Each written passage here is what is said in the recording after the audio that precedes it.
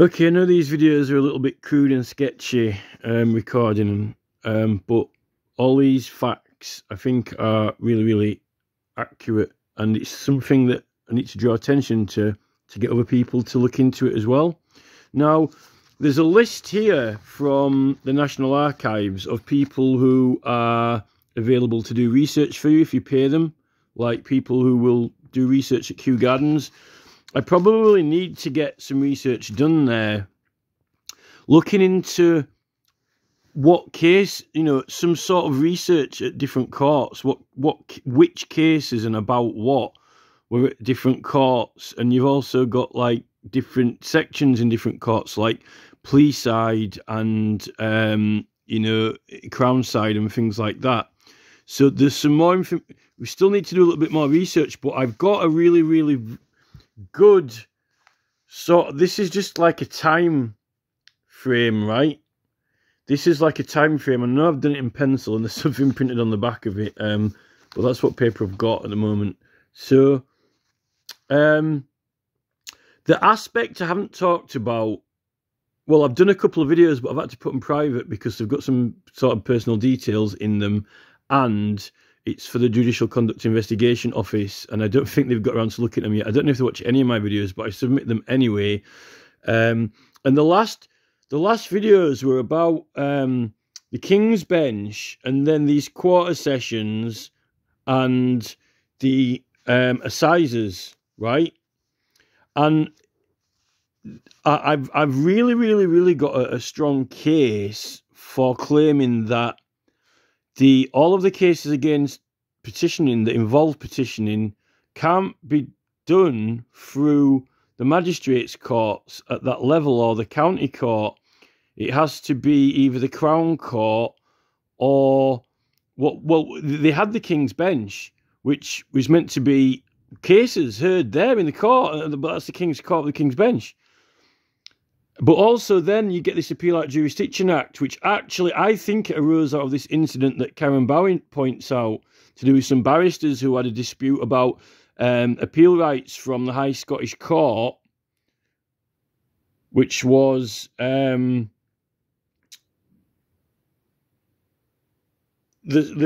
Court of Sessions in Scotland. The Court of Sessions in Scotland. And then after they have this argument and dispute, you get this Appealate Jurisdiction Act, where you can appeal by petition, and also I think that's is connected to pardons as well. But it's in Parliament, right? So that would be cases heard in Parliament by petition concerning disputes that could be raised there, actually from the. You see, you had the King's Bench previously, but then not anymore. And then you've got the Assizes are replaced by Crown Court, right? You've got jury there. But you had these things called quarter sessions as well, right? And they kind of end around the 1970s, which is around the 1968 is when the Tumultuous Petitioning Act is completely withdrawn anyway. So you're left with the right to petition. Now, the Tumultuous Petitioning Act was still in effect up to 1986, and it said that regarding petition cases, it had to be through these specific courts and not through other ones, right? That's for certain. So what happens when you abolish that? There's no law to say that it has to be any of the other courts. And if you're left with the right to petition, it's definitely illegal by the King's Bench. But the thing is, the King's Bench, right? The King's Bench ends, they stopped doing the King's Bench in the early 1700s, 1701, I think, very shortly after the 1688 Bill of Rights. Illegal prosecutions by the King's Bench for matters that can be only decided in Parliament. Well, if you're petitioning Parliament and bringing a case, and there are facts and circumstances concerning that as well, other issues, well, surely it's Parliament. But even if it isn't, it would be King's Bench. But ironically, after they made the 1688 Bill of Rights, well, it says illegal prosecutions by the King's Bench, but they had this plea side and Crown side. The plea side, you could have civil disputes. Well, if you broke a window or something, surely that's a civil dispute between you and another party. But the Crown side surely could have petitions to the King because it's to the Crown. But after 1688, it says illegal prosecutions by the King's Bench. But what about the police side between two parties, right? For illegal prosecutions. But the King's Bench goes very, very, very shortly after the 1688 Bill of Rights. Anyways, you don't matter about illegal prosecutions by the King's Bench now because they don't have one, right? And the Assizes, which was one process allowed to be used, has been replaced by a Crown Court. Now, they had these quarter sessions, right? And they were held 4 times a year to clean, it's just like sessions where they got cases dealt with. But they were only 4 times a year. And it says that they usually were presided over by significant persons like knights of the realm or voluntary judges, but usually knights of the realm or other significant figures or people that did these quarter sessions, right? But the thing with the quarter sessions is, right, what happened to these quarter sessions? Well, they go in 1971, which is before the Tumultuous Petitioning Act goes. So after 1971, but before 1986, you don't have quarter sessions to be used for the Tumultuous Act. If you're going to rely on that, you've only got Assizes, which the Crown Court takes over that in 1971. That's also before the Tumultuous Petitioning Act's abolished. And we don't have the King's Bench, right? But we do have this Appealate Jurisdiction Act, which starts after this legal dispute by barristers against the government, a large number of barristers, and they all got their barrister practice taken away from them, right? But they didn't get imprisoned. And they're arguing, but that was over appeal rights to Parliament from Scotland, from this, this Court of Sessions, right? Which had high-ranking clerks and people as members. Can't quite remember off the top of my head. But, and then you get, there are 3 or 4 different Appealate Jurisdiction Acts, but they kind of pop up, they're like 1700, 1800 and 1900 sort of dates. But that is that by petition, it's by a petition and a prayer to Parliament. Well, you petition Parliament when you petition anyway to that jurisdiction, and if it's illegal to be prosecuted by the King's Bench Court, which ended before there, which had police side for civil and Crown side, then surely the Crown side, you could go to the Appealate Jurisdiction Act for that, surely. But stupid Gordon Brown abolishes it in 2010, right? Don't tell me you haven't got the right to access Parliament when you're petitioning the committee. When you're petitioning the Petitions Committee, you're the person bringing the case in the first place. You've got a case, but you're having people bringing cases against you that you've got to defend. And then what if you get prosecuted? Then you have to appeal it to Parliament. You can't appeal it to Parliament. But the thing is, right, there's one thing I didn't mention in the other videos, and those videos I've got on private because they're for the Judicial Investigation Office. So this is just kind of summing up what I went through in all those, but adding this in. Now, taking all what I said into account, they are really to do with the government and the Crown and the King, those procedures. Let's talk about normal, regular courts, right? You've got these hundreds courts, the hundreds courts. Now, they come all the way from before the conquest, and they've evolved out of whatever processes they had before the conquest, right? And they had people actually making judgments from freemen, but then you had, like, very rich people, landowners holding court, but then you'd also got the church courts as well. Like church courts, where you've got priests. Well, they can marry people, and, obviously they wouldn't let people get divorced back then because they were trying to ban it, weren't they? The whole thing with the Pope and all that. But they've got judicial powers. I said they had judicial powers from Magna Carta and the knights, and no one believed me. The knights were sitting in some quarter sessions sometimes, right? So no one believes me when you say, the knights of the realm in quarter sessions. So now these 100 courts are all over the country, and they started having them like once every so many weeks, and then it was once every 3 weeks, but then they got more frequent. They started to have them a lot more frequent then, right? But these 100 courts are like the normal courts because they're held locally and regular. So these are the normal courts, basically these 100 courts, right? These 100 courts are the normal courts. Now, they're not used with the Tumultuous Petitioning Act and misdemeanours concerning petitions, if you've been naughty concerning petitions or whatever. You don't use 100 courts. None. Not church courts, not 100 courts, right? And actually now in West Yorkshire, because it was under Danelaw previously, I think, it was Wapentack. It wasn't called 100 court, it was called the Wapentack, right? And then you had Wales as well. You had Wales, which was separate, right?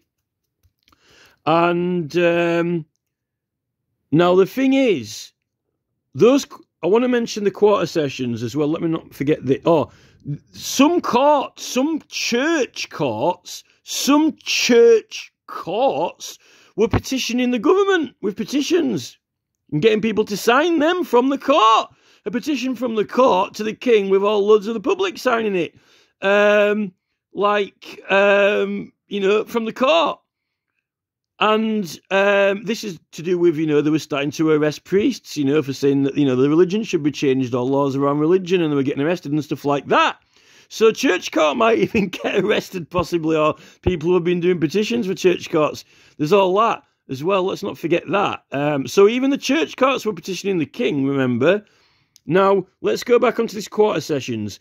Now, the quarter sessions are only held 4 times a year, right? So you only get 4 sessions a year. Now, in the Tumultuous Act, right?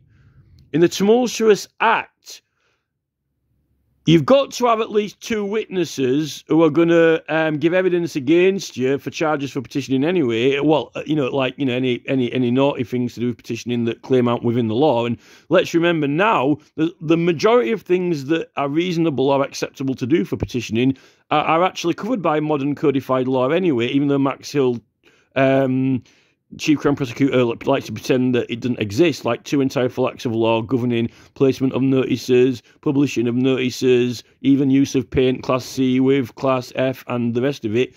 Even Max Hill's ignoring it, so they're not even, with Angela Ditchfield, that's just scandalous. It's not scandalous, it's corrupt. It's abuse of process, and it's, or perverting the cost of justice, Max Hill.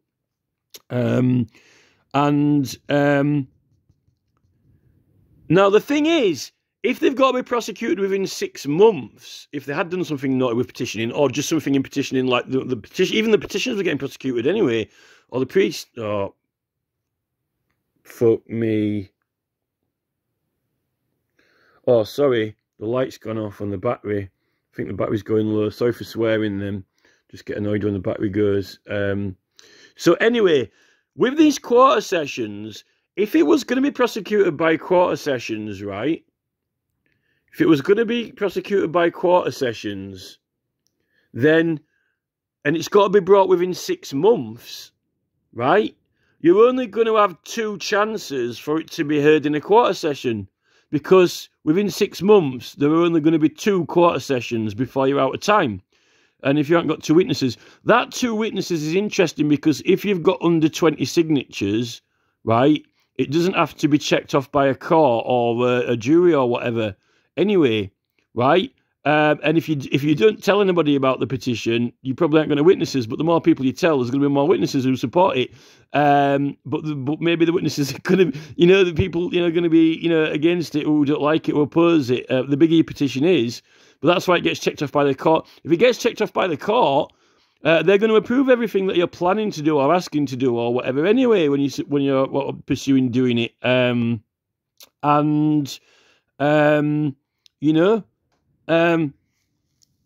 So, but then throughout all this, you've even got the Petitions Committee in Parliament, which it's like a mini inquiry. It's like a mini tribunal, really. It's got investigative powers. And really, if you are doing an investigation or asking for something, and you should be able to submit directions to the Petition Committee and ask for permissions, because they've got powers of summons and subpoena and warrants and so forth. They can't make judgments, but they've got the same powers as a tribunal, more or less. So really, you should be allowed to ask for powers from that committee, but they're not letting you.